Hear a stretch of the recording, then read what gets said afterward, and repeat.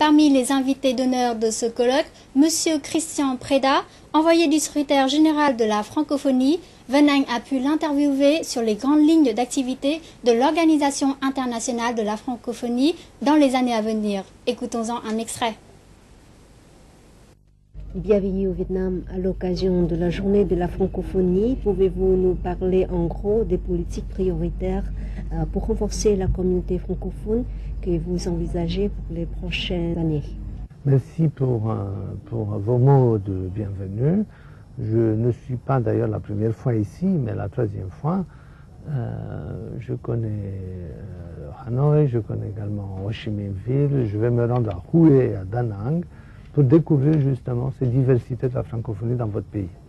La francophonie est gérée par l'Organisation internationale de la francophonie, dirigée par M. Abdou Diouf, qui a été dans le temps président du Sénégal et qui, depuis 6 ans déjà, il dirige cette organisation. Les politiques mises en place par l'Organisation internationale de la francophonie visent d'un côté la question de la démocratie et du développement de la civilisation démocratique, et puis d'autre part, bien sûr, les questions liées au développement de la langue française comme outil de communication, comme expression également de la diversité et de la richesse qui sont propres à toutes ces cultures réunies, ces 70 pays membres réunis donc au sein de cette organisation.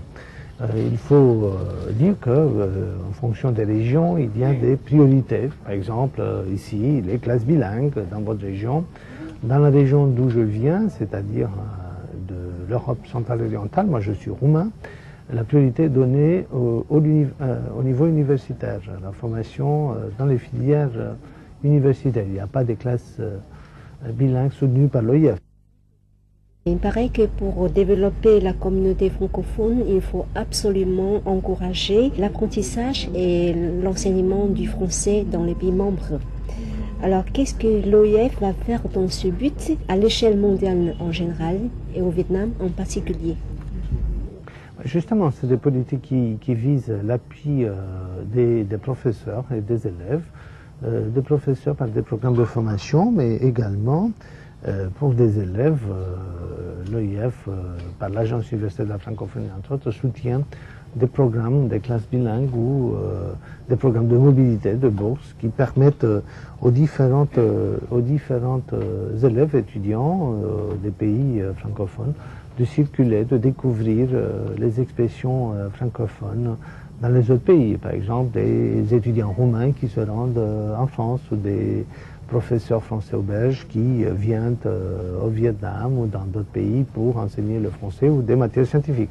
Donc c'est des expériences qui touchent essentiellement à l'apprentissage par cette mobilité des professeurs et des étudiants et qui participent de cette manière à l'enrichissement de ce paysage francophone. Est-ce que l'organisation rencontre des difficultés dans la réalisation de ces projets, ces objectifs face à l'actuelle crise économique mondiale? Chacun fait son effort, hein. Dans mon pays, dans les autres pays, au sein de l'organisation. Tout est prêt pour aider. D'ailleurs, au sein de l'organisation, il n'y a pas de diminution budgétaire parce que l'organisation fonctionne sur des contributions des pays qui sont établies chaque année. Et donc, ça ne dépend pas vraiment des contextes de crise, c'est des participations de chaque État dans le budget de l'organisation. Merci de vos réponses. Kamun.